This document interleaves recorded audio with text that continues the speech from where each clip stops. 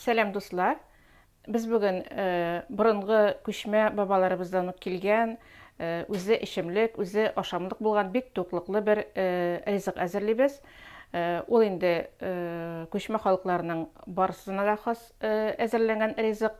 Төркиләрдән тыш әле ул бурят, монгол, калмык халыкларында да бүгенге көндә дә яратып кулланыла торган ризык. Шунысы кызык, бу чәйне Әстерхан татарлары татар чәй дип йөртәләр һәм алар белән инде күрше яшәүче калмык халыкларында да бу шулай дип атала.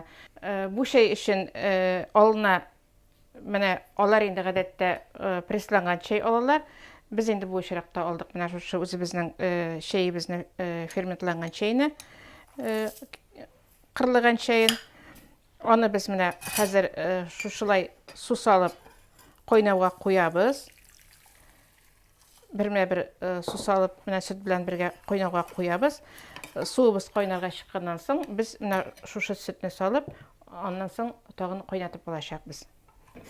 Менә безнең чәйебез шулай хәзер кайный. Без аңар сөт салабыз инде.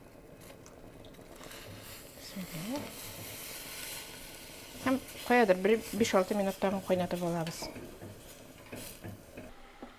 Монда инде әлбәттә туз салына бу чәйгә.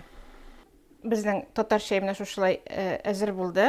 Әйткәнебезчә аңар инде биргән вакытта өстенә атланмай салып бирәләр.